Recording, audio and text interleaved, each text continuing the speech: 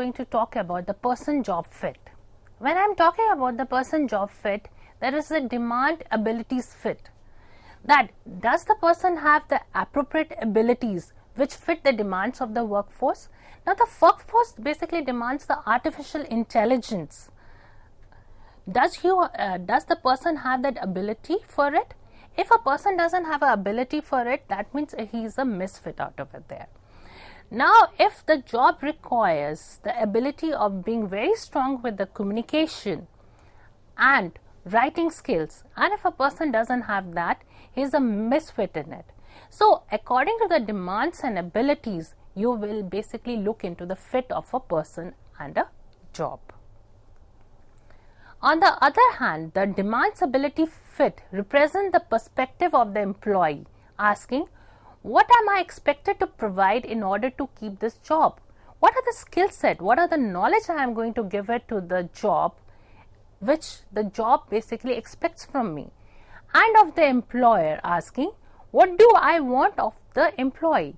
What are the skill set? What are the things? What is the performance level I want from the employee? So these are the questions which are being answered by the demands abilities fit. In an exchange process, need supplies fit may represent the perspective of the employee asking, what can I get out of the job? It is basically exchange process. It says that I am giving my effort, I am giving my knowledge, I am giving my skill. So what I am getting out of this job? What are the rewards out of this job? And of the employer asking, what do I have to provide in order to keep this employee? What should I give to this employee so that this employee remains with my organization for long? This exchange process is more suitable for a very valued or a star employees of your organization. So, employer needs to answer, should I give him the bouquet of benefits? What could be that bouquet of benefits? It could be the family friendly benefits, it could be more of a salary, etc.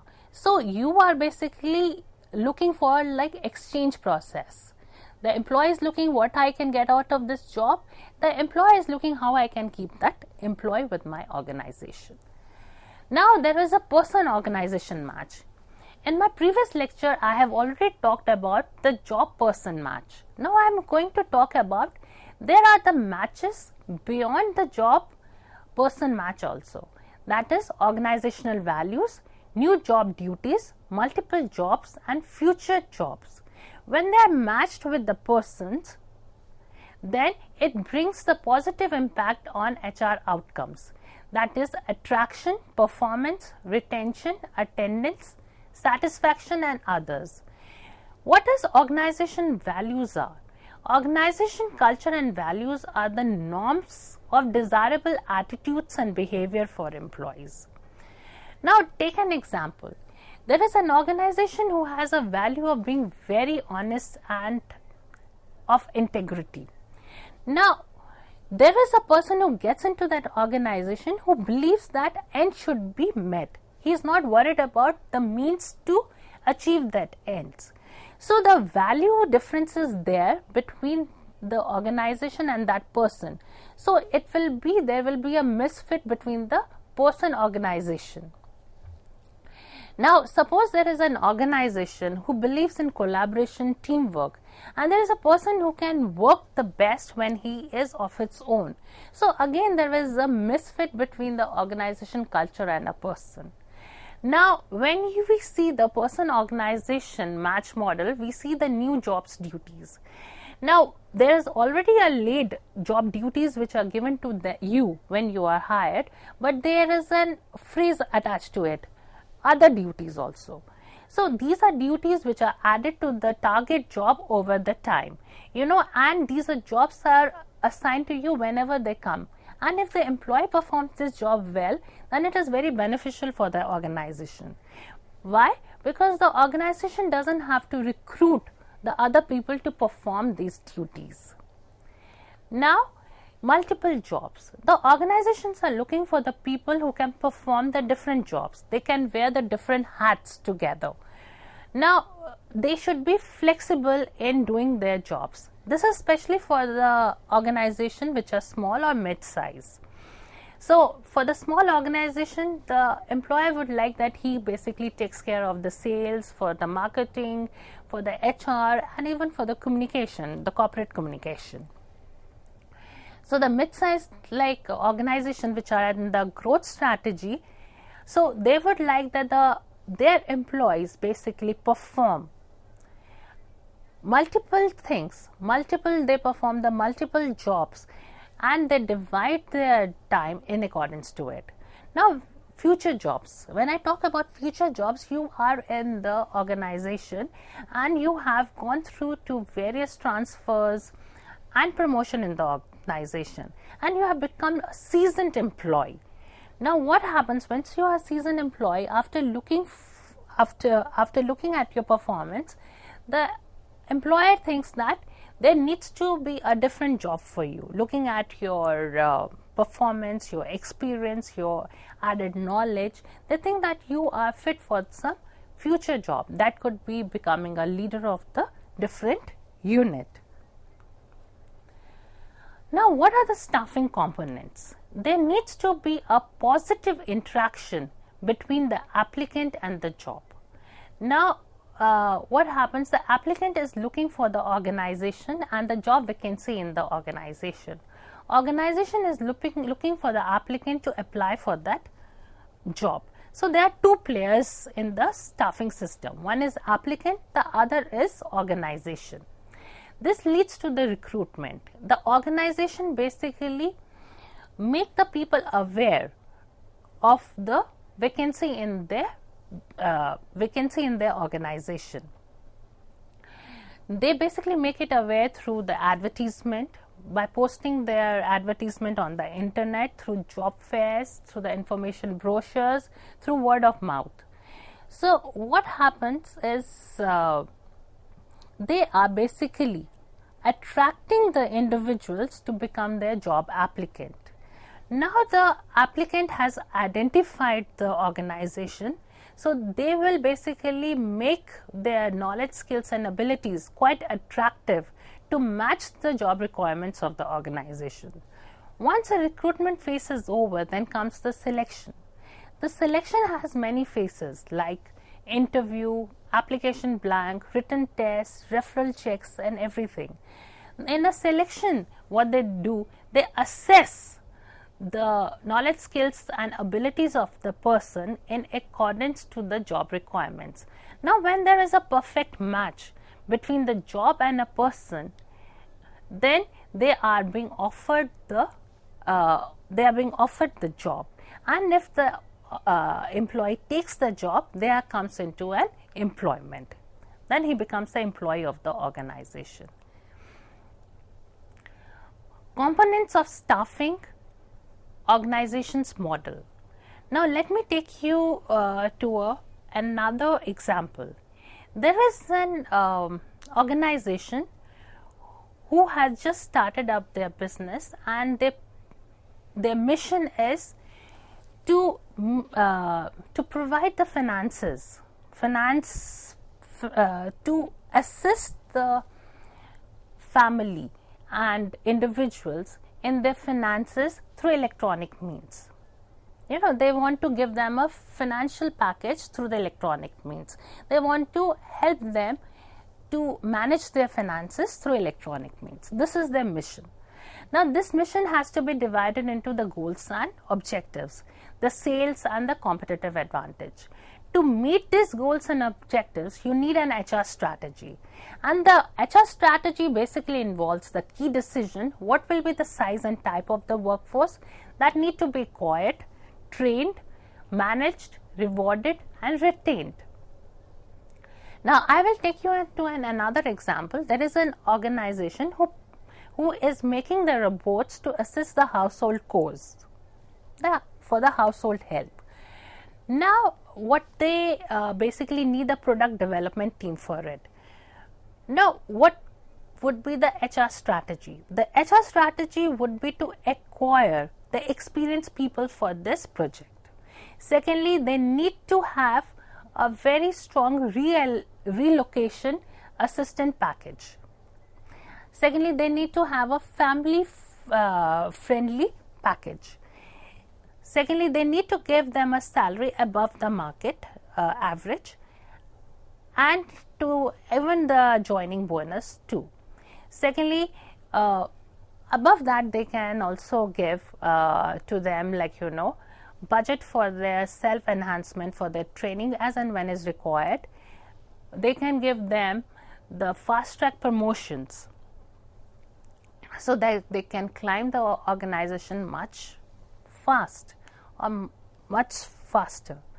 So when you see, because of the organization strategy, the HR strategy has been changed. So they are luring the experienced people to become the part of the product development team. So the staffing strategy is basically an outgrowth of the interplay between organization and HR strategy, and it does involve the key decisions like acquisition, deployment, and retention of the organization's workforce. Now, what do we mean by staffing strategy? Staffing strategy requires making key decisions about acquisition, deployment, and retention of the company's workforce. It involves 13 key decisions. This decision basically focuses on staffing levels and staffing qualities. The strategic staffing decisions are: first is acquire or develop the talent. Now, if your pure acquisition strategy, now your strategy is to purely acquire the employee, the organization will concentrate on acquiring the employee who can hit the ground running, who can perform on the very first day. They don't have to spend the time on training or developing that employee at all. Now, if the organization has a strategy of developing the talent, then they will acquire the person who is willing to learn the knowledge, skills, and abilities required for that job. It is the organization choice to see whether they want to make or buy the talent. Now, for the example which I gave you about the robots,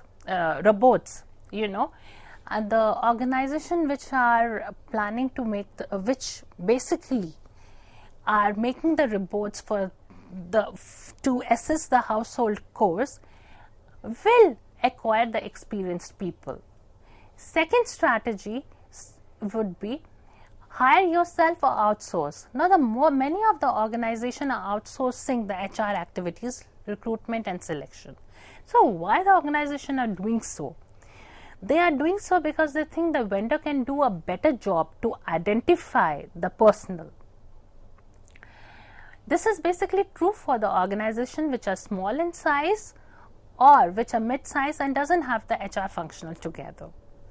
Secondly, there is generally a shortage of the employee, and organizations think that the external staffing agency can supplement them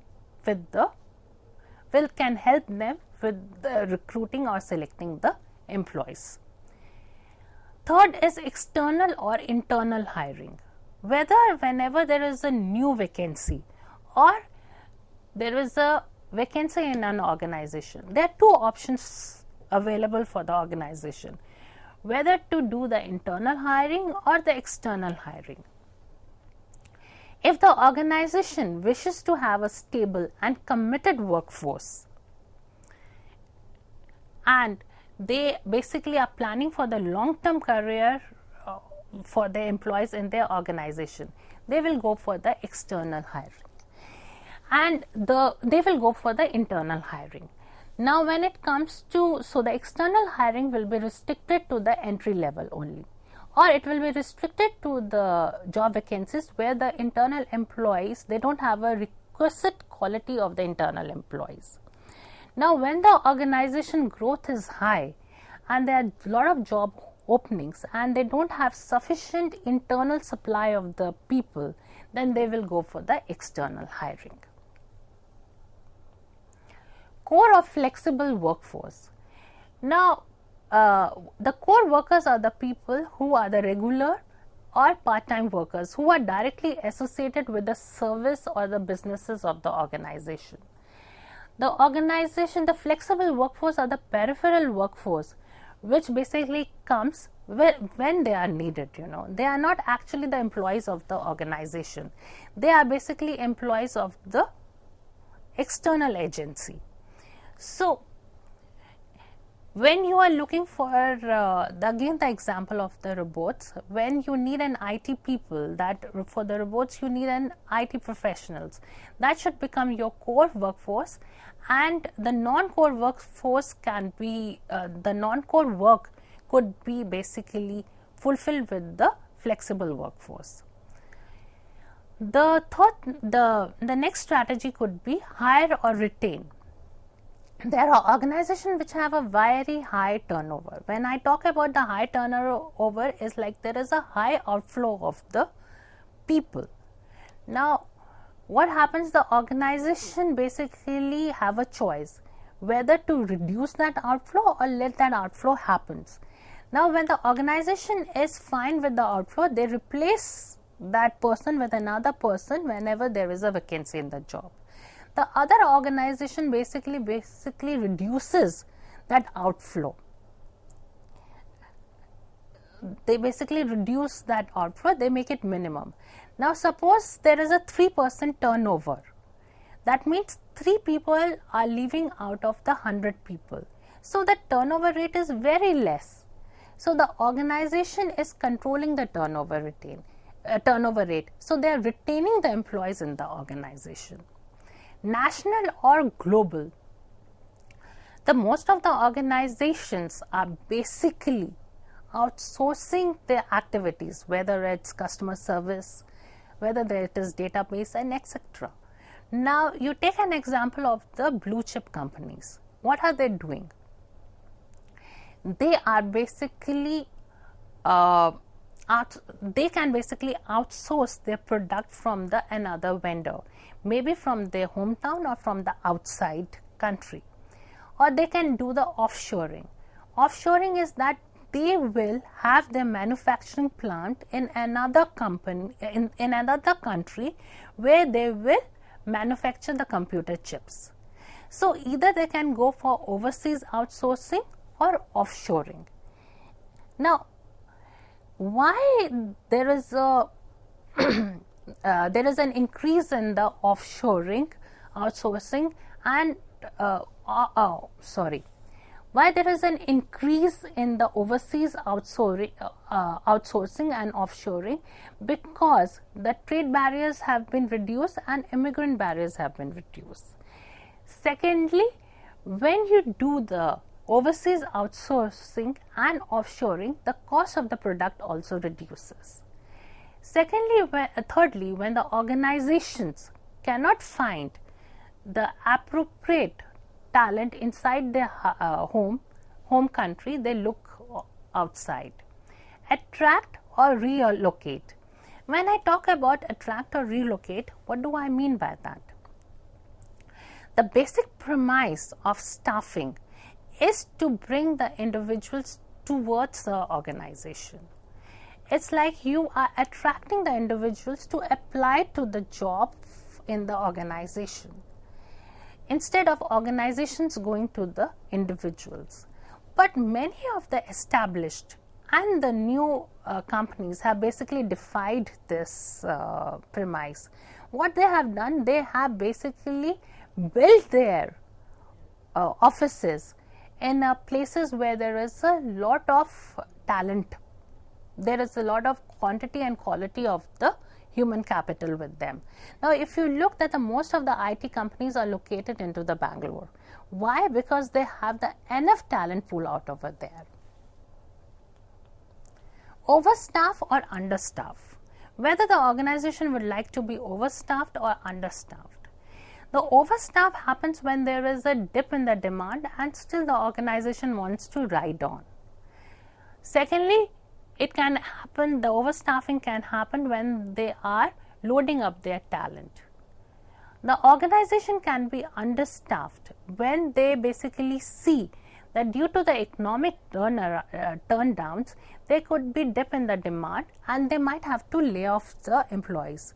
So beforehand only they keep the lesser employees with them. Or another reason could be there is a genuine shortage of the employees for that skill set. Like you will find the lesser skill set out of it there. So that could be the reasons for the overstaff or understaff. Short or long-term focus. Whenever there is a job vacancy, what you would like to do? You address that vacancy by filling it with the qualified person or by doing the person job match and person organization match. The long-term focus is not taken much into care because the demand and supply both are changing very fast nowadays. Now, the staffing quality decisions which have to be taken is person job or person organization match. Whether you should take a person job or person organization match. It is a prerequisite that the job requirement should match with the characteristics of the person. It should match with the knowledge, skills and abilities of the person, which we have already talked about it. Now, when the job doesn't have a defined description of the work which the person has to do, then it is more appropriate that the organization should look for the person organization match. Now, if suppose the organization says that we are doing a research and we wanted innovative products, there is no description of the job, what all the person has to do. So that basically says that the organization culture is very innovative and they want the people to innovate and produce the products which are different from what the market already have. So during that time, the person organization match is more important. Specific or general KSOs. Do you want a specific technical knowledge, skills or abilities, or the organization wants the general KSOs like resilience, learning, ability to learn fast or analytical skills? I think the organization should look for the specific and general KSOs together. Exceptional or acceptable workforce quality.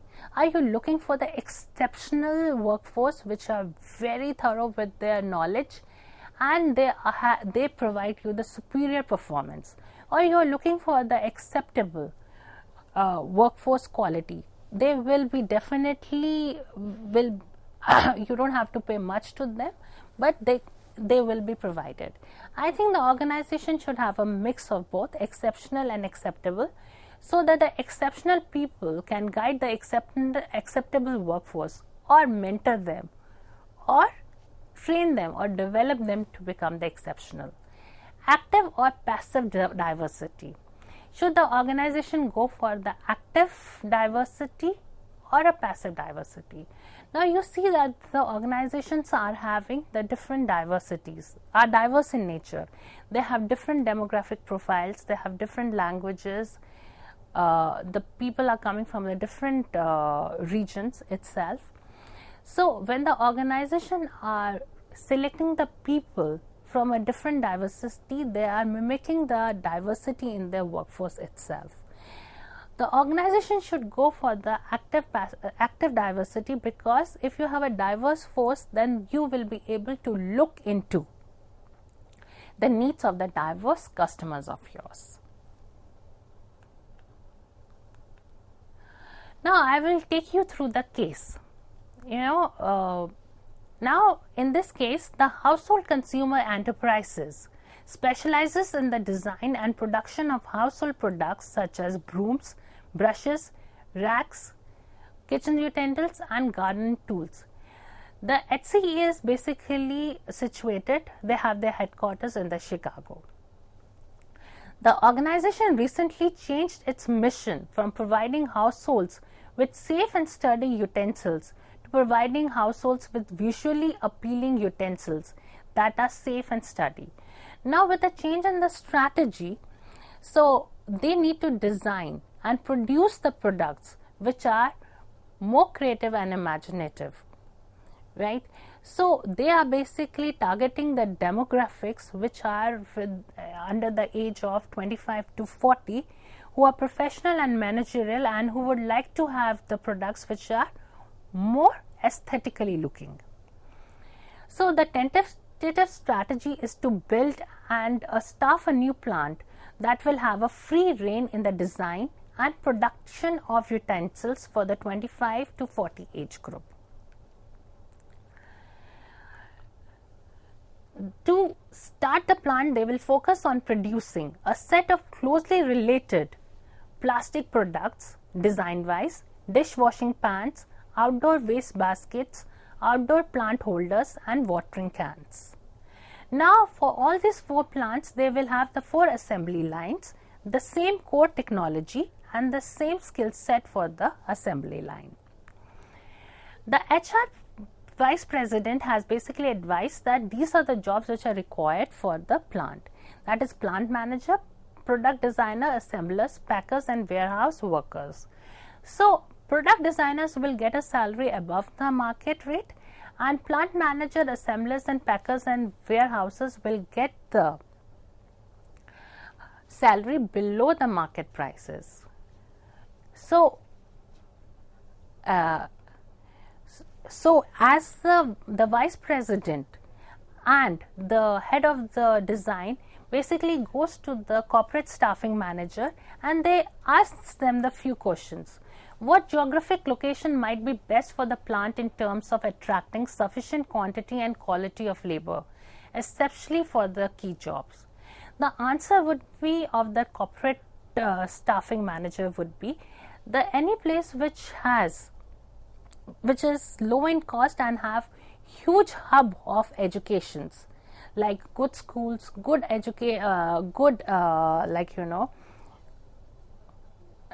they have the hub of the education system, good colleges, good schools out over there, and the cost of the labor is less. Should the plant manager come from inside the current managerial ranks or be sought from the outside? He should come from inside because he knows the business very well and he can build the team with them. Would it make sense to staff the plant initially with the flexible workforce by using temporary employees and then shift over to the core workforce if it looks like the plant will be successful? Yes, the core people should be there, like the product designer and the plant manager, where it is important, like to have the stability for the plant. And the work which is non-core, you can employ the temporary employees or flexible employees. Thank you.